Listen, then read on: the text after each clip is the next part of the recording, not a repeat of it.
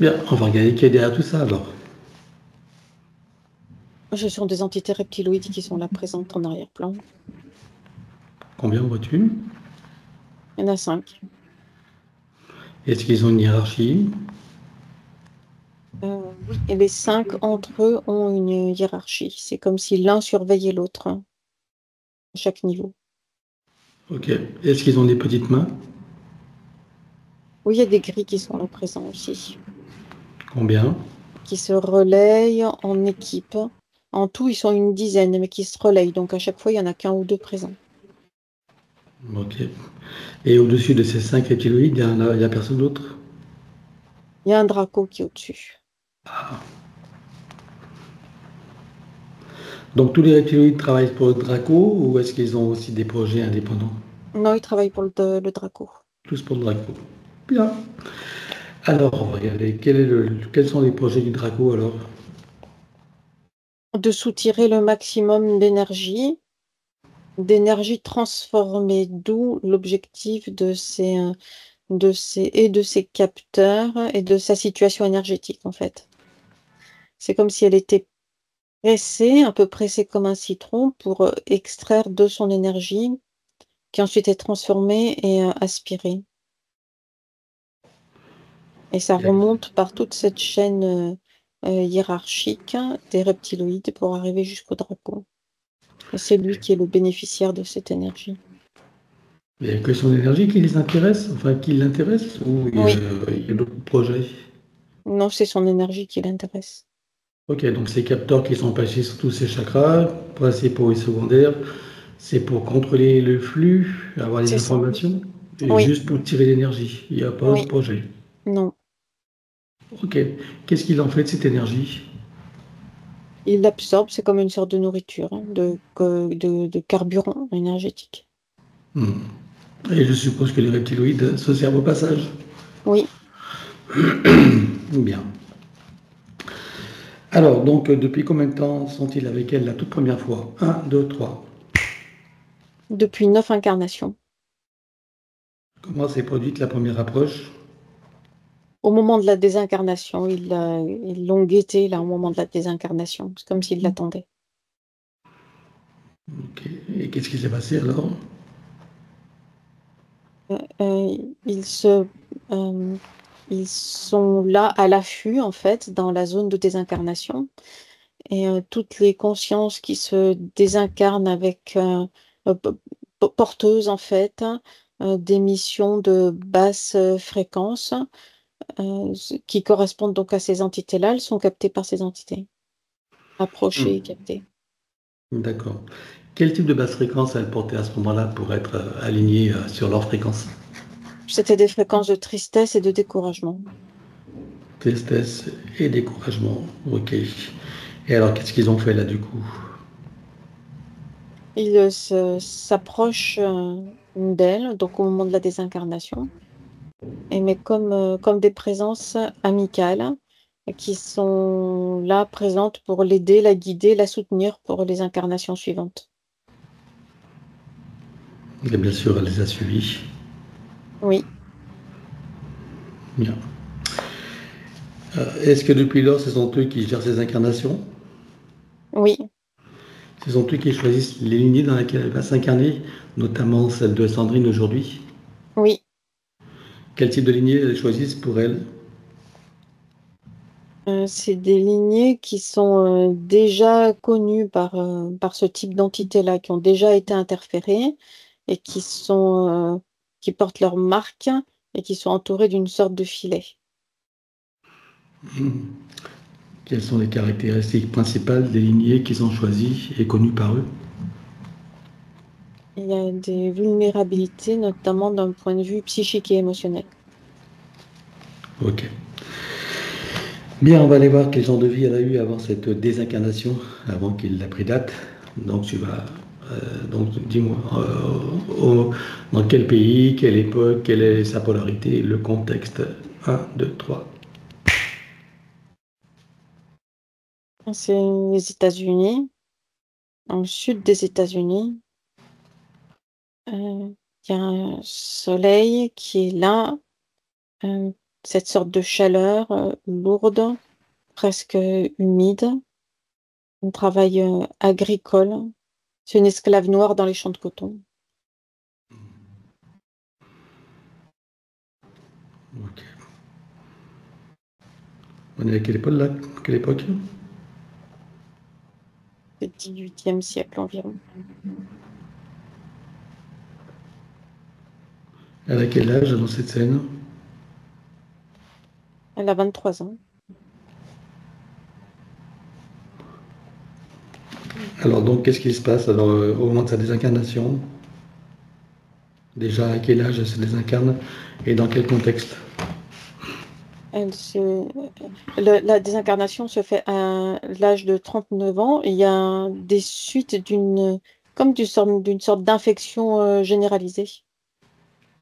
Le système immunitaire est défaillant. La conscience sort par la tête. D'accord. Cette infection généralisée a été provoquée par une force extérieure? C'est comme s'il y avait eu un affaiblissement général du corps physique, provoqué par la dureté des conditions de vie et de la nature du travail. Hmm. Ok. De ces conditions de vie et de ce mode de décès, est-ce qu'on en trouve des séquelles ou des traces dans la vie de Sandrine aujourd'hui? Oui, il y a des vulnérabilités sur tous les plans, en fait, physique, psychique, émotionnel, même jusque sur le plan mental aussi. Ok. Alors, je suppose que pendant que tu as toutes ces informations, que toutes les parties de Sandrine prennent conscience et connaissance de la situation, de la supercherie et des conséquences. Oui, Ça fera partie de bagage de connaissances et de futures compétences. Combien vois-tu qu'elle a eu de vie humaine dans cette boucle de manifestation de son soi supérieur? dans cette boucle-là, 31. 31 vies. On va aller voir d'où elle vient avant d'entrer dans cette fausse matrice et sous quelle forme. 1, 2, 3. Reine de la constellation de la Lyre.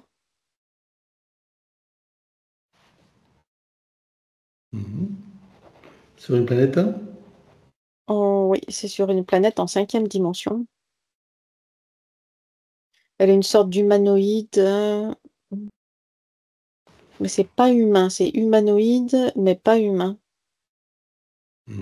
Le corps est très fin, les membres très longs, notamment les membres supérieurs qui sont plus longs que chez un être humain. C'est une sorte d'hybride humanoïde, mais avec des caractéristiques de gris. D'accord. Elle fait partie d'une sorte d'humanité modifiée qui a été placée sur cette planète-là pour occuper cette planète en tant qu'être vivant.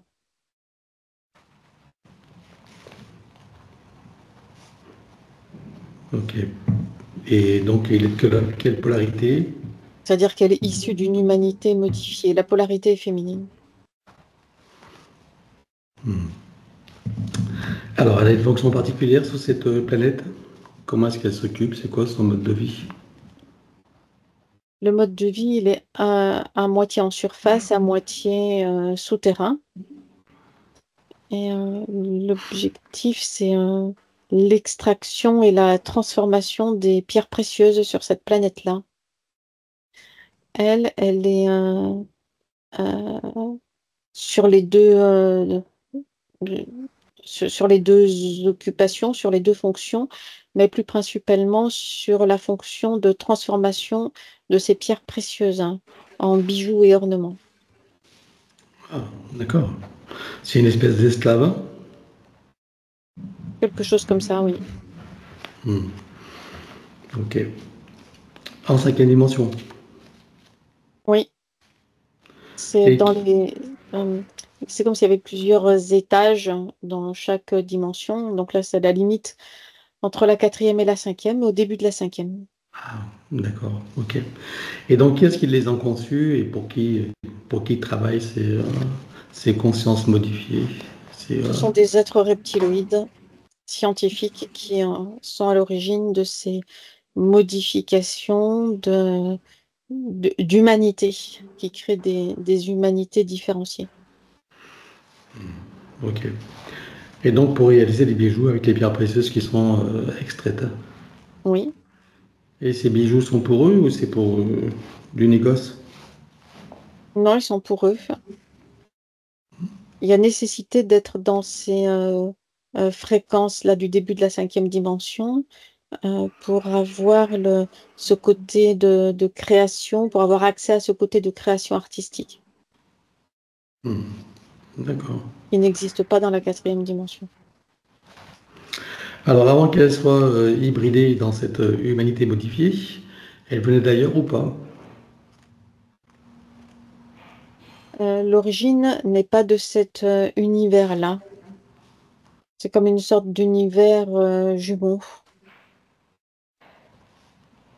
Mais en elle, il y a ce désir d'exploration, de renouveau et d'explorer d'autres horizons. Et c'est ce désir d'exploration qui l'a amené à cette situation-là, d'être incarné dans cette situation-là, sur cette planète-là.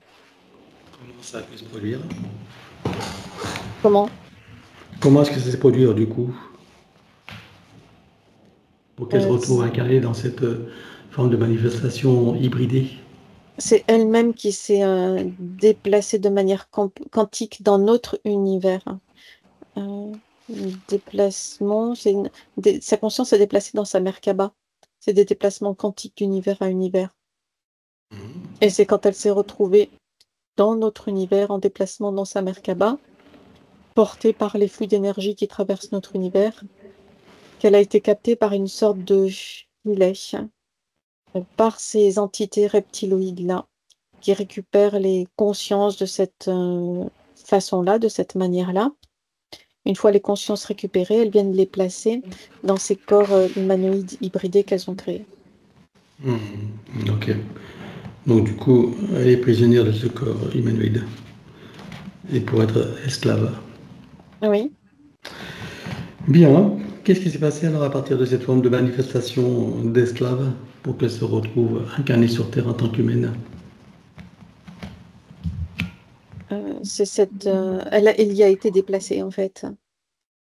C'est cette capacité de création qui a été qui est convoitée en quelque sorte, hein, puisque ces êtres-là n'ont pas cette capacité de création, on va dire type création artistique.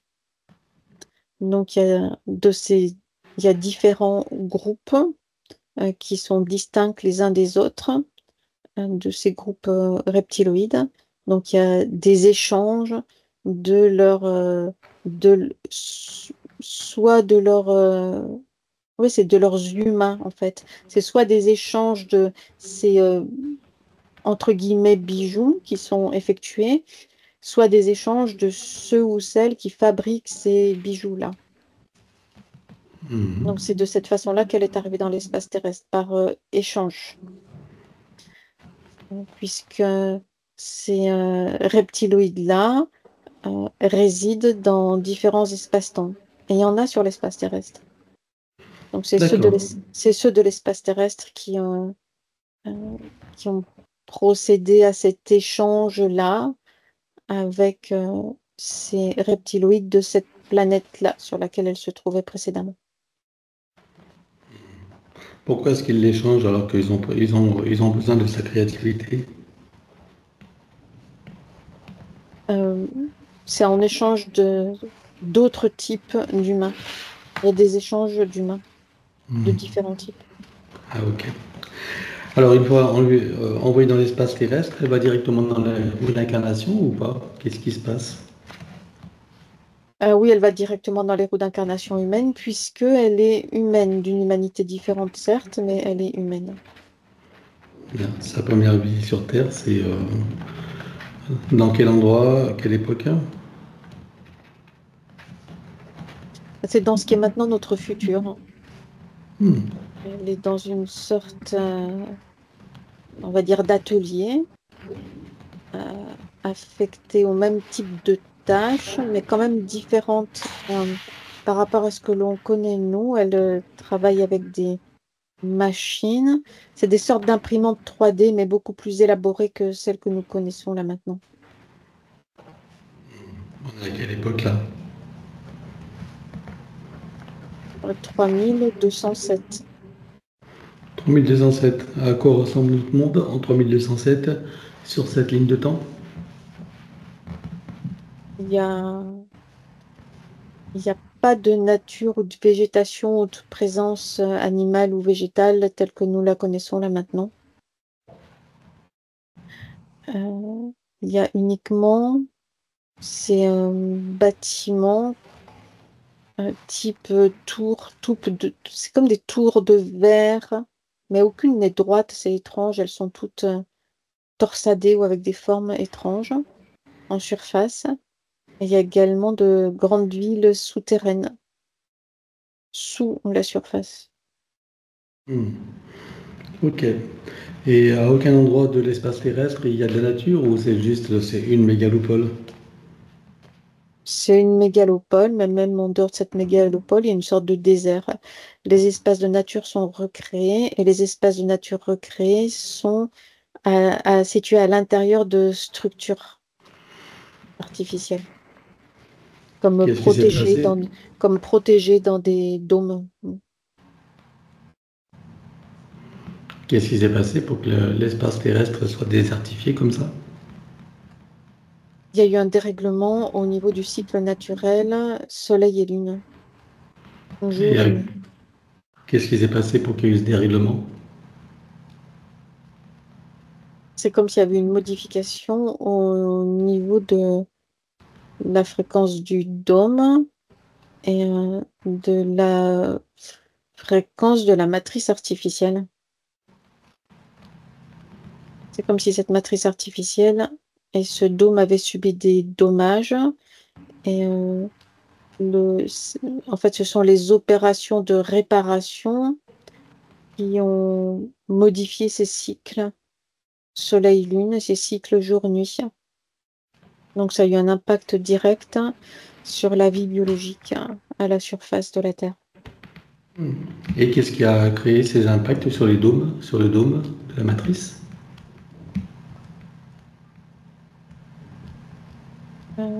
Et que c'est qu'il y a comme des sortes d'explosions successives d'ouverture de brèches par des consciences, notamment des consciences humaines qui se sont enfuies massivement de l'espace terrestre en créant ces brèches-là.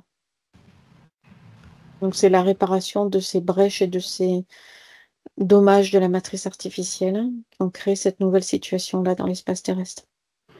Donc ça a déréglé les cycles lunaires et solaires, c'est ça?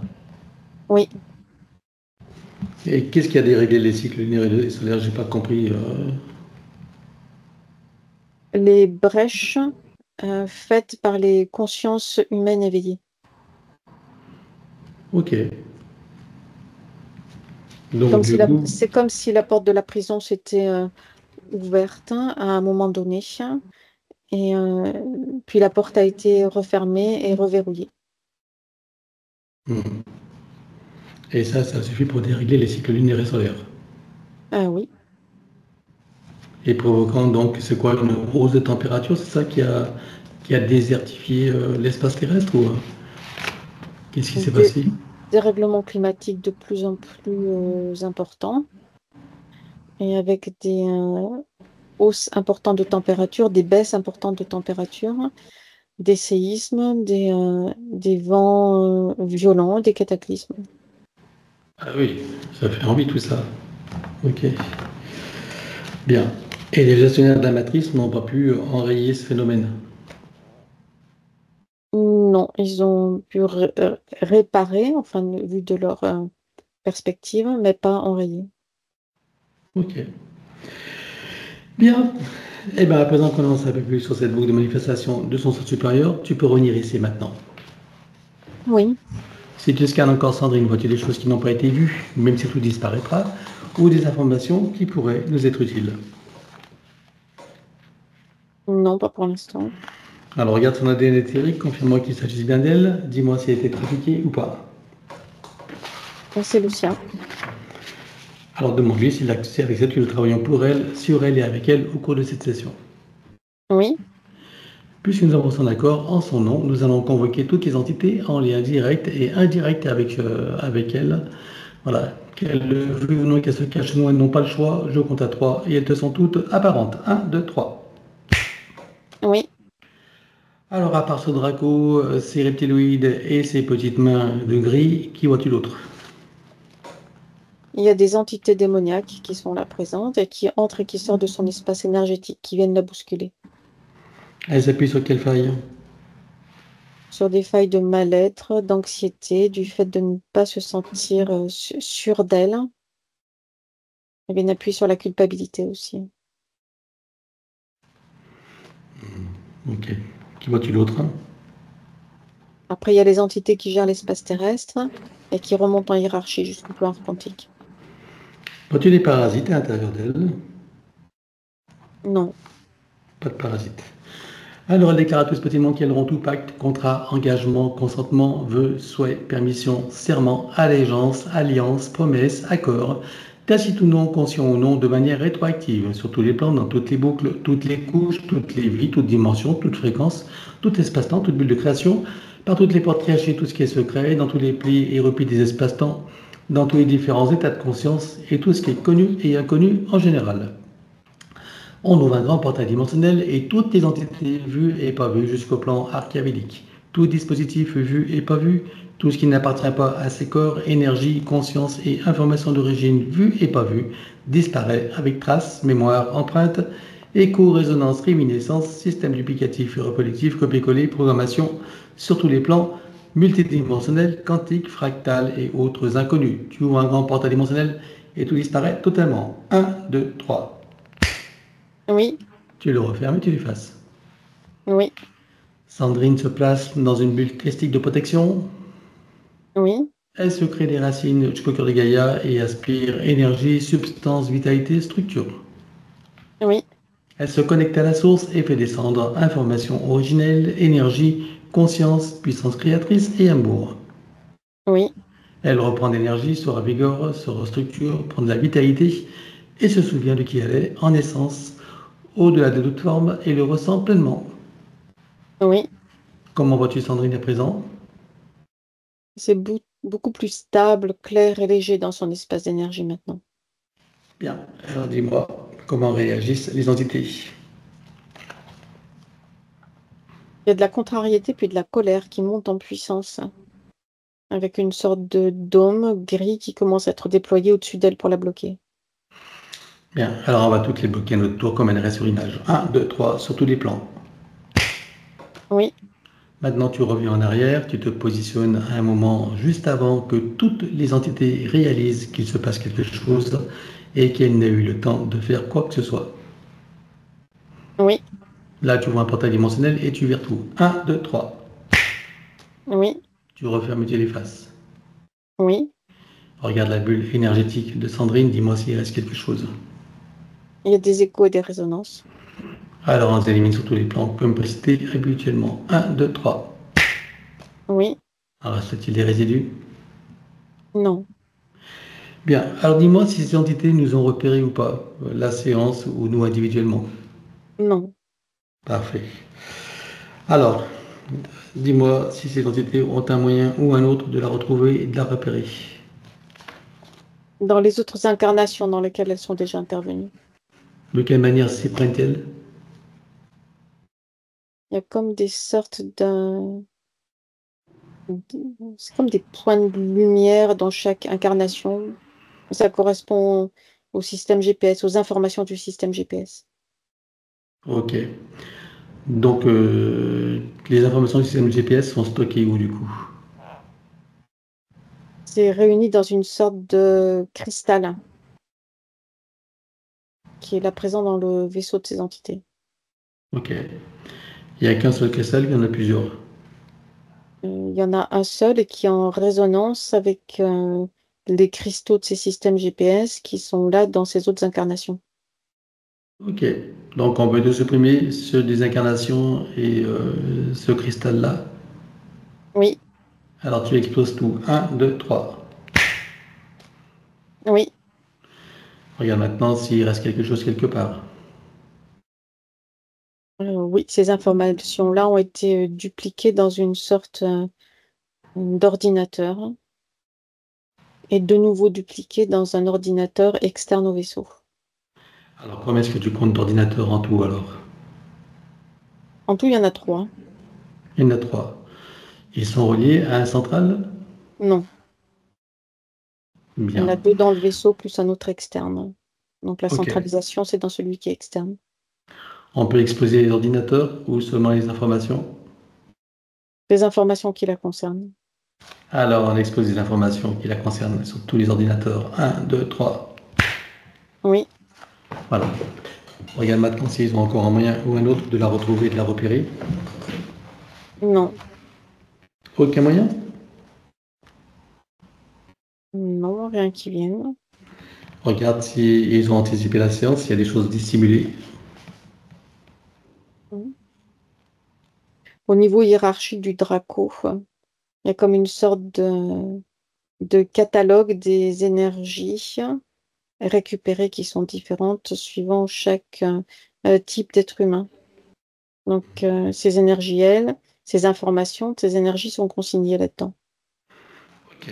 Alors on expose le catalogue ou seulement ces informations? Ces informations qui la concernent. Ok, allez, un, 2, 3. Oui, Regarde maintenant s'il a encore un moyen ou un autre de la retrouver et de la repérer. maintenant, non. Bien. Et les petits gris, est-ce que eux, de leur côté, ont des moyens? Non. Non plus. Alors pour tous, tu vas provoquer une amnésie totale. On va éliminer de tous leurs circuits neuronaux ou biologiques ou technologiques le souvenir, la mémoire de l'existence de Sandrine. Donc pour tous, petit gris, reptiloïde, Draco, 1, 2, 3, amnésie totale. 1, 2, 3. Oui, Comment réagissent-ils? ils sont perdus, le regard dans le vide. Bien. Alors on va regarder son sens supérieur, je veux savoir où il réside et dans quelle situation. Il est sur le plan morontiel en observation. Comment est-ce que tu as son âme, son âme? Elle s'est repliée sur elle-même, comme si elle voulait diminuer son rayonnement, se cacher. Et la partie subliminale? Elle a pris de la distance par rapport à la partie physique pour ne pas être impactée. Alors on va demander au sens supérieur s'il est adéquat que nous partions du plan morantiel pour recréer une nouvelle ligne de temps et une incarnation à neuf avec l'accès à son plein potentiel intérieur dans un équilibre, une harmonie, une santé parfaite sur tous les plans, une parfaite sécurité intérieure et l'amour qu'elle est. Oui, Alors nous y allons. Un, 2, 3. oui, De cet espace morantiel, je suppose que la partie d'elle qui y réside, c'est pourquoi nous sommes là. oui, Je lui propose d'aller à l'origine de son incarnation en tant que Sandrine pour recréer une nouvelle ligne de temps et une incarnation à neuf avec l'accès à son plein potentiel intérieur dans un équilibre, une harmonie et une santé parfaite sur tous les plans, une parfaite sécurité intérieure et l'amour qu'elle est. Est-ce que c'est correct pour elle? oui. Alors nous y allons en mode de déplacement quantique, c'est-à-dire simultané et immédiat, sans passer par aucune condition ni influence de la matrice artificielle. Un, 2, 3. Oui, Sur cette nouvelle ligne de temps et dans ces nouvelles conditions, demande-lui quels sont ses projets pour la vie de Sandrine. explorer tranquillement, en toute sérénité et plaisir, toutes les conditions de cette incarnation. Quel moment choisit-elle pour entrer dans sa nouvelle physicalité? Au moment de la conception, Et à quel pourcentage est-elle connectée à ce moment-là à la source? 97%. Tu l'invites à monter à 100%? Oui, Elle se crée des racines jusqu'au cœur de Gaïa qu'elle programme uniquement pour cette existence. oui. À présent, on va regarder son arbre généalogique. Comment le vois-tu? Il y a comme une sorte de filet là sur l'arbre généalogique. Il est comme resserré, compressé, et les mailles de ce filet viennent blesser et impacter les plans émotionnels et psychiques principalement des consciences qui sont rattachées à l'arbre. Comment est-ce que tu vois que ça impacte particulièrement Sandrine? Ça vient créer chez elle une sorte d'état d'être, d'insécurité, d'anxiété et de mal-être. Alors, on va demander à la conscience de l'arbre si nous sommes autorisés à intervenir sur lui. Oui, Tu vas à l'origine de cette situation à la toute première fois. Un, 2, 3. oui, À combien de générations sommes-nous en arrière? 44. Que se passe-t-il à ce moment-là? À la sortie des roues d'incarnation, il y a des attaques d'entités démoniaques. Est-ce que tu peux trouver un moment où cet arbre est parfaitement libre et non encore repéri? Oui, Tu te présentes à lui à ce moment-là, tu donnes des informations de ce qui pourrait survenir si rien n'est fait, et tu lui proposes de trouver une solution créatrice pour que cette situation n'arrive jamais. oui. Que choisit-il de faire? Une montée en fréquence haute et puissante qui vient le placer hors de portée et de perception de ces entités. On va compléter ça par une connexion de l'arbre à la source, touché en plein cœur et dans sa conscience. Que se passe-t-il pour lui et toutes les consciences qui y sont accrochées? Et l'énergie qui recommence à circuler maintenant, libre, fluide et légère, entre toutes les consciences rattachées à la lignée. Comment est-ce que ça impacte particulièrement Sandrine? Ça vient l'apaiser, la recentrer et l'alléger. Est-ce que tu peux l'inviter à créer des voies de communication par le cœur, d'ouverture de conscience et d'auto-guérison pour toutes les âmes de sa lignée, en particulier ses plus proches? Oui, Allons-y. c'est fait. Elle enroule son arbre avec autant de sinusoïdes d'énergie que nécessaire, issus de sa propre source. Oui, Et tu entres. oui. Que compte-t-elle faire avec lui à présent? Est-ce qu'elle veut le couper partiellement ou entièrement? Est-ce qu'elle veut réaménager, réinformer, transmuter ou autre? Elle coupe à 26% et pour la partie restante, elle réinforme et réaménage. Dis-moi quand c'est fait. C'est fait. Bien, alors on va s'occuper de son ADN. Donc que compte-t-elle faire avec lui? Est-ce qu'elle veut le refaire entièrement à neuf ou partiellement? Est-ce qu'elle veut réaménager, réinformer, transmuter ou autre? Elle le refait. Alors on élimine l'ancien dans les mêmes conditions que précité habituellement. 1, 2, 3. Oui, Elle le recrée à neuf avec le gabarit de l'arbre de création dans la version la plus adéquate compte tenu de ses propres projets d'incarnation. oui. Combien vois-tu d'hélices? Combien sont connectés et combien sont activés? Il y en a 5 de connectés, 4 d'activés. Est-ce qu'elle peut activer la cinquième? Oui, Allons-y. c'est fait. Peut-elle rajouter de nouveaux programmes? Oui, Allons-y également et dis-moi quelle différence ça fera pour elle.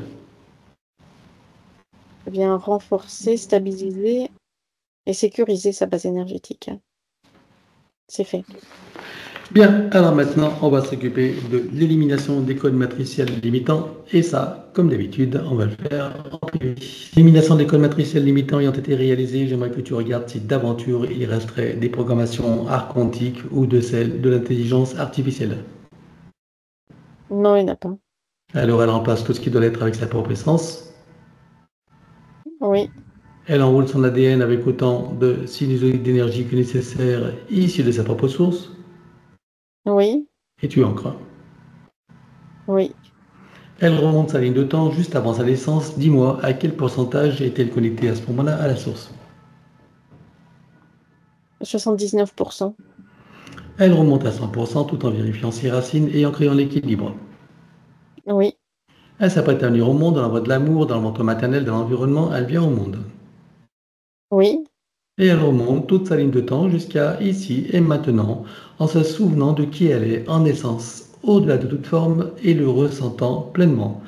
Dans sa souveraineté, sa liberté, son autonomie, son unité, sa puissance intérieure, sa créativité illimitée, un équilibre, une harmonie et une santé parfaite sur tous les plans, une parfaite sécurité intérieure et l'amour qu'elle est. oui, Elle enroule cette nouvelle ligne de temps avec autant de sinusoïdes d'énergie que nécessaire, issus de sa propre source. oui, Et tu ancres. oui, Et nous effaçons l'ancienne ligne de temps avec tous les potentiels coexistants des passés, présents, futurs, sur tous les plans multidimensionnels, quantiques, fractales et autres inconnus, dans toutes les boucles, toutes les couches et toutes les vies. oui. Et elle déclare que tout ce qui est inhérent, attenant et afférent à l'enseigne de temps, sur tous les plans, dans toutes les bits, toutes dimensions, toutes fréquences, tout espace-temps, tout but de création, avec traces, mémoire, empreinte, écho, résonance, réminiscence, système duplicatif et reproductif, copier-coller, programmation, que tout soit rompu et effacé. 1, 2, 3. Oui. Et pour accélérer la manifestation de tout ce qui a été fait jusqu'à présent, y compris pour l'arbre généalogique et pour chacune des consciences concernées, tu vas baliser un chemin énergétique pour faire redescendre les énergies et les informations sur le plan physique en 3D et les entrer pleinement. Oui.